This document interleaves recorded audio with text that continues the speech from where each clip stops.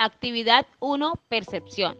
Presentado por Juliet del Carmen Sarmiento Salcedo, estudiante de especialización en neuropsicología de la educación. Docente Jason Palacios, neurociencia cognitiva, Corporación Universitaria Iberoamericana.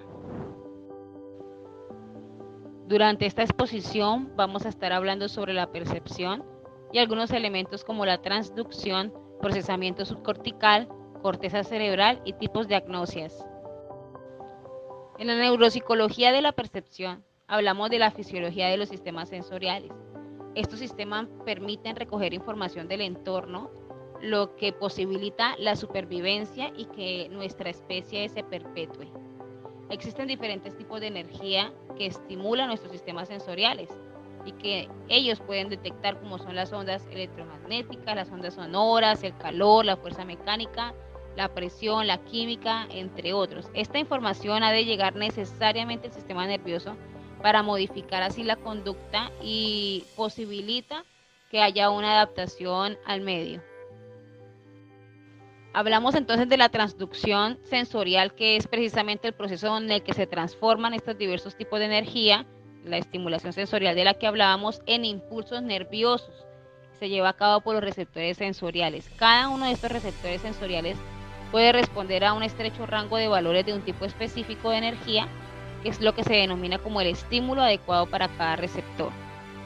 El denominador común de la transducción sensorial es un cambio en la permeabilidad de la membrana de la célula receptora producido por la energía del estímulo sensorial, de manera que el efecto del estímulo modifica el potencial de membrana del receptor y en última instancia genera potenciales de acción en las neuronas aferentes que llevan información hacia el sistema nervioso central. Procesamiento subcortical. Ya hemos hablado de que recibimos diferentes tipos de energía del medio y estos activan los receptores sensoriales, lo que genera cambios en los potenciales de acción de las neuronas sensoriales. La información entonces es enviada al sistema nervioso central a través de los nervios craneales y espinales. Por ejemplo, en el caso de la transmisión de la información táctil de nuestro brazo, el soma de la neurona sensorial se encuentra ubicado en el ganglio de la raíz dorsal y envía su axón a la médula espinal. Este sube por las columnas blancas dorsales o el sistema lemniscal y establece sinapsis con una segunda neurona a nivel del bulbo raquídeo. El axón de esta segunda neurona cruza hacia el lado contralateral del cuerpo estableciendo contacto con una neurona talámica.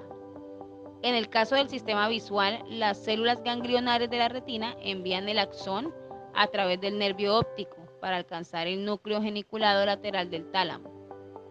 En el caso del procesamiento de la información auditiva, la información proveniente del nervio auditivo llega a los núcleos cocleares del bulbo raquídeo y transcurre por varias vías paralelas terminando en el núcleo geniculado medial del tálamo. La información del gusto es enviada a través de tres nervios craneales, el facial, el glosofaringio y el vago, hasta el núcleo del tracto solitario para alcanzar las neuronas del núcleo ventral posteromedial del tálamo, del hipotálamo lateral y de la amígdala. La imagen que estamos viendo es la representación esquemática del sistema lemniscal. El soma de la neurona sensorial se encuentra ubicado en el ganglio de la raíz dorsal y envía su axón a la médula espinal. Este sube por las columnas blancas dorsales y establece sinapsis con una segunda neurona a nivel de bulbo raquídeo. El axón de esta segunda neurona cruza hacia el lado contralateral del cuerpo estableciendo contacto con una neurona talámica.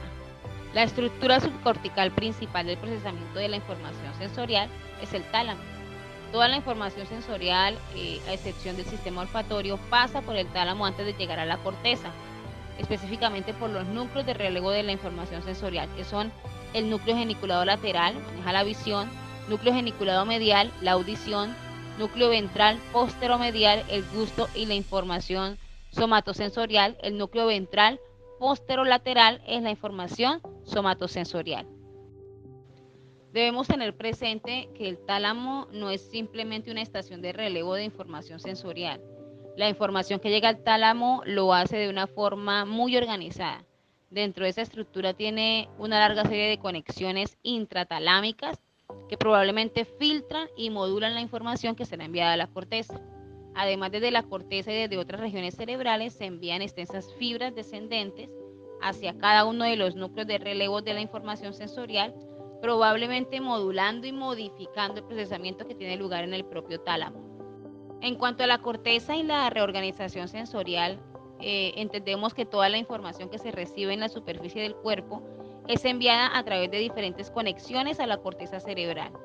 Ese tipo de organización implica que la corteza se organice a semejanza del cuerpo. Esto conlleva que regiones que suelen trabajar de forma conjunta se encuentren en una ubicación más cercana en el cerebro, de forma que la organización de la información no tenga que recorrer distancias amplias. En cuanto a la corteza sensorial primaria, diferentes poblaciones de neuronas se encargan de procesar la información sensorial que llega a diferentes partes de nuestro cuerpo. Se dibujará un mapa de la región de la corteza que procesa la información. Se observa que las diferentes partes del cuerpo se representan de forma que no guardan las mismas proporciones que en el cuerpo.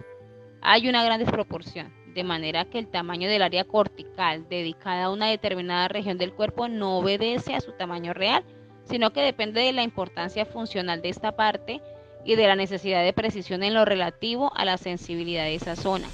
Por ejemplo, el área cortical es más grande para aquellas regiones de nuestra piel que desempeñan una función crítica en la discriminación táctil, ya que necesitamos obtener de ellas una cantidad ingente de información sensorial de gran precisión que posibilite un control exacto de su movilidad.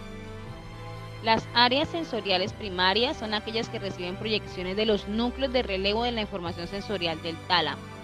La corteza sensorial primaria se organiza de forma modular, de manera que habitualmente se muestra un patrón de organización por columnas de neuronas con propiedades funcionales similares. Hoy en día, los módulos corticales se han puesto de manifiesto en los sistemas somatosensorial y visual y en menor grado en el sistema auditivo. La corteza de asociación. Podemos dividir la corteza de asociación en dos grupos claramente diferenciados, las áreas de asociación unimodales y las áreas de asociación multimodales o heteromodales. Las áreas de asociación unimodales se encuentran adyacentes a las áreas sensoriales primarias y llevan a cabo un procesamiento más complejo de la información que éstas, integrando normalmente diferentes características del estímulo, por ejemplo, el color, el brillo, la forma, etc., en cuanto al sistema visual, y el timbre, el tono y el volumen en cuanto al sistema auditivo. Las áreas de asociación unimodal suelen denominarse áreas sensoriales secundarias. Las neuronas en las áreas de asociación multimodales responden a múltiples modalidades sensoriales y modifican su respuesta en base a diferentes circunstancias. Se trata de neuronas que recogen información de otras modalidades sensoriales y de otras regiones cerebrales implicadas en funciones como por ejemplo, la atención y la memoria, y que parecen ser las responsables de funciones cognitivas superiores. En el área somatosensorial secundaria se localiza en una parte del opérculo parietal, quedando oculta en su mayor parte en el surco lateral y probablemente extendiéndose hacia la ínsula. Agnosia. El conocimiento perceptivo del mundo se inicia en la entrada de información a través de estos receptores sensoriales. Diversas estructuras como los órganos sensoriales, el tálamo y las áreas primarias de la corteza cerebral registran y codifican los diferentes estímulos táctiles, espaciales, auditivos, olfatorios, gustativos o visuales que continuamente acceden al sistema nervioso. Sin embargo, el proceso de reconocimiento de los estímulos que conforman la realidad no es solo sensorial, sino gnóstico, ya que es necesario que los estímulos que identificamos inicialmente de modo fragmentado sean integrados para poderles atribuir algún significado. Las gnosias son procesos de reconocimiento de sus estímulos gracias a la función integradora de las áreas de asociación del cerebro en colaboración con diversas estructuras corticales y subcorticales. Alguna lesión de las áreas asociativas puede impedir la atribución del significado a los estímulos sensoriales, provocando agnosias. La primera referencia a las agnosias fue realizada por Sigmund Freud para referirse a trastornos perceptivos derivados de lesiones cerebrales. Podemos definir la agnosia como una alteración caracterizada por la incapacidad para reconocer estímulos familiares y atribuirles algún significado. Las agnosias impiden la interpretación correcta del significado de los estímulos, pero no se debe a déficit sensorial, sino que están causadas por lesiones de áreas asociativas del córtex cerebral, frecuentemente como consecuencia de accidentes vasculares. La lesión de otras áreas del encéfalo como el tálamo o de fibras conectivas como el cuerpo calloso y fascículos de asociación intracorticales también pueden provocar agnosias. Dentro de los tipos de agnosia encontramos la agnosia visual. Consiste en la dificultad para el reconocimiento visual de objetos u otras categorías relacionadas como personas, objetos o colores, estando suficientemente conservada la agudeza visual y la capacidad del rastreo, así como las funciones mentales superiores y el lenguaje visual. Las principales características de las agnosias visuales son ausencia de defectos visuales que justifiquen la agnosia, presencia de lesiones en las áreas de asociación visual, no hay déficit atencional ni en el estado de conciencia que justifiquen el cuadro agnóstico, el nivel mental está preservado. Previamente la lesión se disponía de capacidad para atribuir significado correcto a los estímulos visuales presentados. En 1895 Lissur propuso la existencia de dos modalidades de agnosias visuales: agnosias aperceptivas y asociativas. Agnosia para objetos: simultagnosia, agnosia cromática, acromatopsia, agnosia por los colores o agnosia cromática, agnosia para la denominación de colores o anomia para los colores, alexia agnósica, agnosia para el movimiento. Agnosia auditiva.